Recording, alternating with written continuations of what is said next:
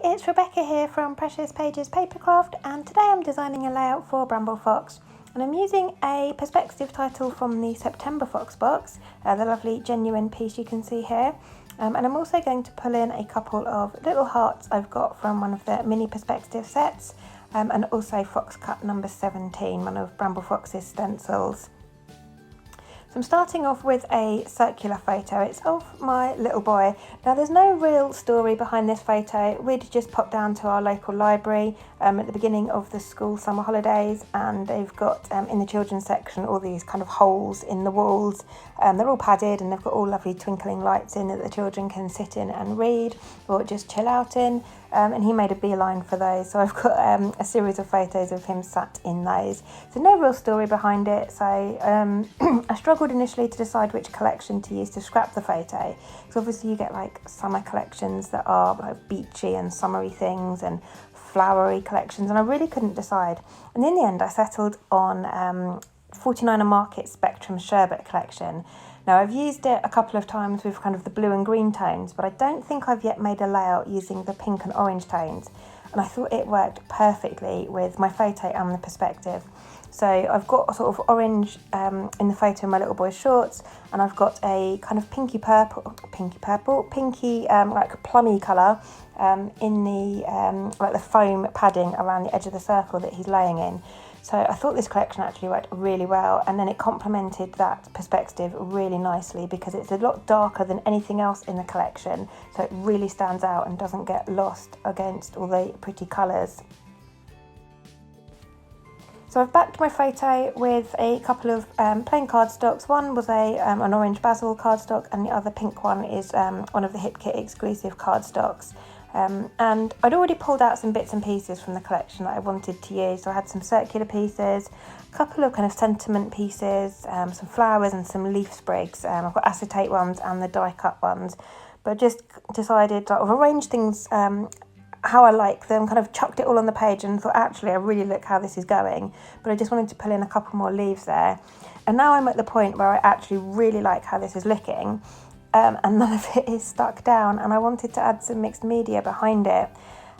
So sometimes when this happens, I get my iPad and I take a photo of the layout, take it all off the page and do my mixed media, and then I use the photo to kind of rebuild it. But I wanted to do some stenciling on my background with one of the Fox Cut stencils, and I knew that I would want to keep moving bits on and off the page to see how the stenciling is looking and to make sure I've extended it out enough. So I really needed to be able to move everything off in kind of one piece or a couple of pieces just to make life easier. So with everything in situ, I'm working my way around and getting it all stuck together, not to my background, but just to each other so that I can then lift it off as one piece. So just applying glue to kind of the top of things and tucking them under so they stick to the thing above them, but making sure that I don't get any glue on the backs of things because I don't want anything stuck to the background yet. And you'll see in a minute I do get a little bit of glue ooze out underneath onto my cardstock, so I do have to turn that over when it comes to my stenciling. But yeah, so just working my way around and getting everything stuck in place so that I can move it all off and it stays where it is, because I really do like the design that I've built, and it's just typical that I've just carried on piling things on the page, bought some more things in from the die cut pack there, and then suddenly thought, oh god, nothing is stuck down, and it's something I do quite often. And you can see now how easy it is. I can just flip that over, and I'm going to add some sellotape just to the back of things, just standard sellotape. You're not going to see this, and it's just literally to hold things together a bit more than that glue, so I can keep turning it and moving it. You'll notice, as well as having my perspective at the bottom of the photo there, I've also added a couple of alphabet stickers just to make my title say Be Genuine, and I've just stuck those straight on.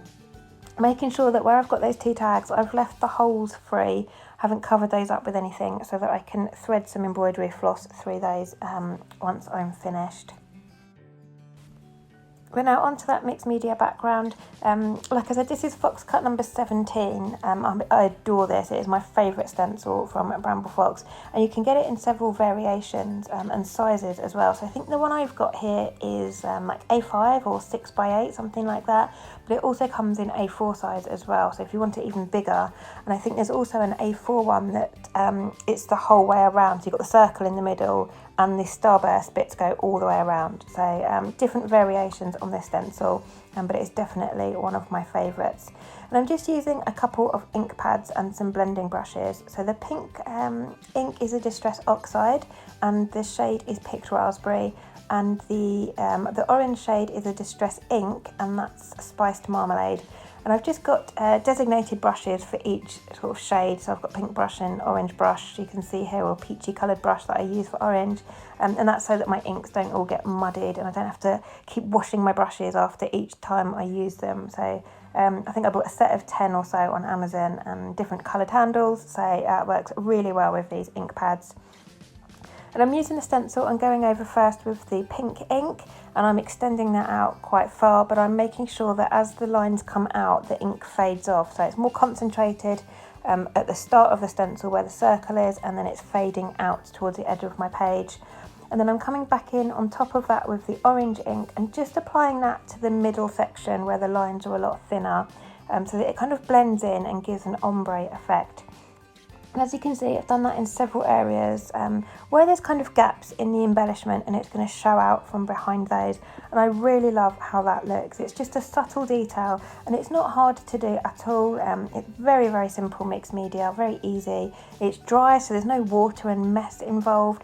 Don't need any gesso or anything like that. So if you are sort of a bit nervous of mixed media, grabbing some stencils and some inks is probably a really good starting point. You can't go wrong with it, really. And if you mess it up, just turn your cardstock over and try again. But yeah, there's no mess involved with it, so it's clean and simple, and I really love how effective that stenciling looks. And happy with that, I've then added some foam to the back of my photo. I've done 2 layers because that particular sheet of foam is really thin. It was meant to be 3mm, but I think it's probably more like 1. I bought a pack on Amazon, and I think they're like a pack of 10 or something, or 15. And most of them are thick enough, but for some reason that yellow one is really thin. So I've just doubled up on the foam there, and then got that stuck in place.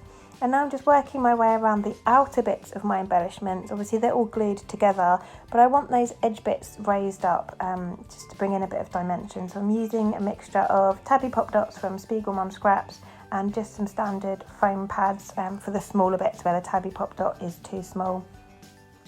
And then once I'm happy with how that is, I'm going to get my perspective stuck in place. So I've used glossy accents for that. And I know I say this in every video, but you know, there might be some newbies to my channel or the Bramble Fox channel, depending on where you're watching.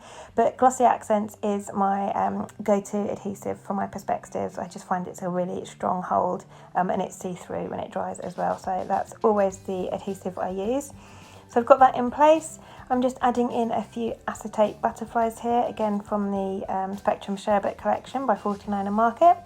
And then these are the mini heart perspectives, and I love this set. And it comes in a variety of colours, so you can get a monochrome one where it's got like black and white, or you can get some little coloured sets as well. I think there's a cool coloured one, and then I've got this set here. But I've just pulled out the frosted pink ones, like a nice pale pink colour. And I'm just adding, I think I had 5 in total, just around the outside edge there, just filling in a couple of gaps. So they're not the star of the show, but they're just lovely little subtle details around the edge there. And then I'm just going to finish the layout off with some splatters. So I've mixed those 2 inks that I used, the pink and the orange, together on some packaging, spritzed a bit of water on top, and then just with a paintbrush mixed them together to get a nice kind of pinky orange colour. And where the oxide is mixed with the ink, it's given it a more almost chalky look to it as well, which I quite like. I always find Distress Oxides a bit chalkier than the inks. But I've just used a very fine paintbrush and added some splatters to the outside edge, and that is me finished. So thank you very much for joining me today. I hope you've enjoyed this layout and the process video, and it's offered you some inspiration. Like I said, this title is from the September Fox box, and I will leave some links in the description box below for you to our Fox box subscription page. If you sign up, you get sent a set of perspectives every month, including an exclusive one that won't ever be available in the store. You also, as a subscriber, get discounts on items from the shop as well, and you obviously get free postage on adding them on to your Fox box. I'll also leave a link to the website and also to our Bramble Fox Friends Facebook group, so if you're not already a member, please do head on over and join. But thanks again for joining me. I'll leave you with the last few close-ups, and I'll see you next time.